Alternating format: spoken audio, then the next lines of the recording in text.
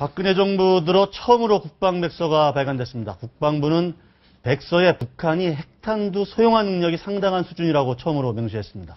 손효주 기자의 보도입니다. 2014 국방백서에는 2년 전에는 없었던 북한의 핵무기 소형화 능력이 상당한 수준에 이르렀다는 내용이 새로 들어갔습니다. 그동안 북한이 핵탄두를 1톤 미만으로 소형화했는지를 두고 논란이 많았는데 군 당국이 소형화 가능성이 높다고 명시한 겁니다. 국방부 관계자는 북한이 2006년 2차 핵실험을 했고 핵실험 이후 핵탄두 소형화까지 2에서 7년이 걸리는 점을 감안하면 핵탄두 소형화가 상당 수준에 달했을 가능성이 있다고 밝혔습니다. 북한이 미국 본토까지 위협할 수 있는 장거리 미사일 발사 능력을 보유한 것으로 보인다는 내용도 추가됐습니다. 국방부가 핵탄두 소형화나 장거리 미사일 발사 능력을 명시한 건 이번이 처음이어서 북핵 위협이 눈앞까지 온 것이라는 우려가 나옵니다. 또 우리 육군의 경우 전차 등 재래식 전력에 큰 변화가 없었지만 북한은 2년 새 전차 100여 대, 장갑차 300여 대, 방사포 800여 문을 늘린 것으로 나타났습니다. 독도에 대한 일본의 부당한 영유권 주장에 대해서는 엄중하게 대처하겠다는 표현을 처음으로 사용해 독도 수호 의지를 강조했습니다. 채널A 뉴스 손효주입니다. 네, 북한의 다양한 소식들 전해드리는 시간입니다. 문성묵 한국전략문제연구소 연구위원, 김성민 자유북한방송 대표, 강철한 북한전략센터 대표 나오셨습니다. 안녕하십니까? 안녕하십니까? 네. 자, 오늘 그 국방백서, 박근혜 정부 들어서 처음 나온 거죠? 국방백서가 2년마다 나오는 건가요? 예, 원래는 1년마다 한 번씩 나왔는데, 네.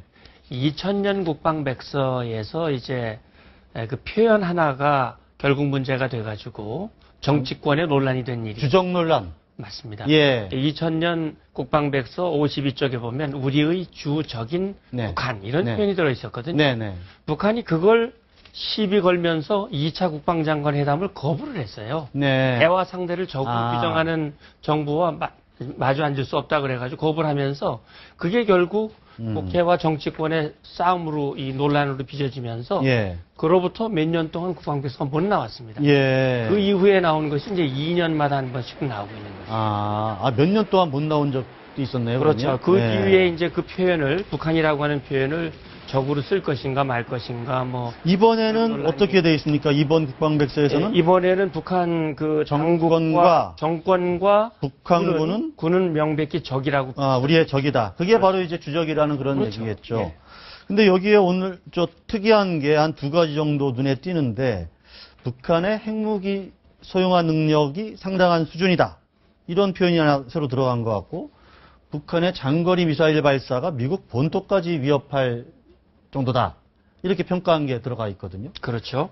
어떻게 봐야 됩니까? 예, 이게 이제 우리가 이제 눈여겨볼 부분인데 네. 2012년 국방백서가 나올 당시에는 북한이 3차 핵실험하기 전입니다. 네. 예, 그리고 몇 차례의 미사일 발사 시험을 했지만 대부분 실패를 했고 네. 그런데 그 백서가 발간될 그 즈음에 소위 북한의 로켓 발사, 장거리 로켓 발사가 네. 성공한 것으로 네. 분석이 됐거든요. 네. 2012년 백서에는 북한의 핵 능력이나 미사일 능력에 대해서 유보적인 표현, 팩트만 네. 집어넣고 있지만 예. 그 이후로부터 2년이 지난 지금 시점에서 봤을 때는 우려할 수준이 됐다. 북한의 그 탄두의 소형화, 경량화, 네. 그다음에 미사일에 탑재할 능력이 어느 정도 갖추어졌다.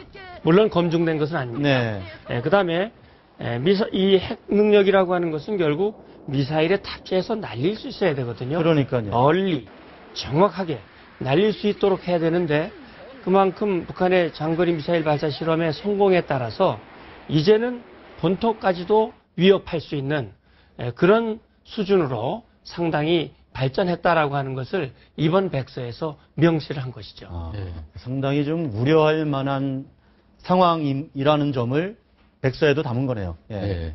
그러니까 또 두 가지가 좀 약간 그 차이 나는 게 있는데요. 네. 하나는 이제 그 2012년 백서 때는 네. 그 이제 전략 로켓군이라고 이제 나왔었는데 예. 지금은 전략군으로 나왔습니다. 전략군. 그러니까 전략군이라는 게 로켓을 포함해서 네. 이제 뭐 무인기라든지 예. 뭐 사이버 부대라든지 네. 뭐 이런 것들을 이제 총괄해서 전략군으로 아마 개편을 한 것 같습니다. 네. 두 번째는 또 뭐가 있냐면 인민군 12군단을 신설을 했는데 12군단. 12군단, 예. 이 12군단이 국경 지역을 관할하는 이제 경비대를 아마 청구하는 것 같은데요.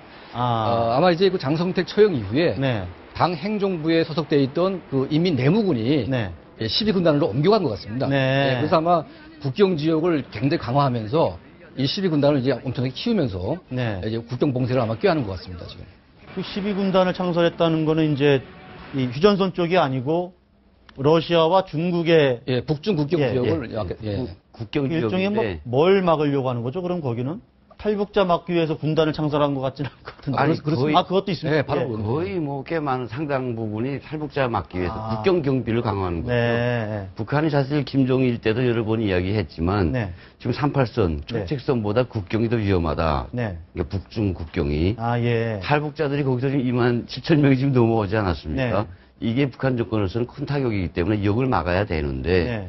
이거 과거 12군단이 있었죠. 네. 그래서 해산에 주둔하고 있어가지고 국경경비를 막았다가 네. 이게 내무군을 옮겨갔다가 아, 또 부대별로 교방도 끊임없이 하다가 네. 이번에 다시 정식으로 지금 만드는 건데 군단급 무력으로 만들었죠. 아, 이건 꽤나 큰 변화입니다. 북한에서 국경경비를 요단일이 기본 27여단을 중심으로 해서 요단급 무력으로 막았던 걸 네. 군단급 무력으로 막았다. 아. 탈북을 원천 봉쇄하겠다는 탈북, 의지. 대량 탈북이랄까 이런 것들을 막기 위한 어떤 조치. 예. 그럴 가능성이 있겠네요. 그렇죠. 북한군의 규모는 저도 이번에 그 국방에서 보니까 나오던데 한 120만 명쯤 되네요. 그렇습니다. 이제 지난 2012년에는 119만여 명이라고 나오는데 네. 한 1만 명 정도가 증강이 됐어요. 네. 근데 그 증강된 1만 명은 공군에서 주로 증강이 됐습니다. 아. 예, 그것뿐만이 아니라 재래식 전력의 네. 그 증강이 눈에 띕니다. 예. 특히 재래식 전력 중에서도 눈에 띄는 부분이 전차의 현대화, 네.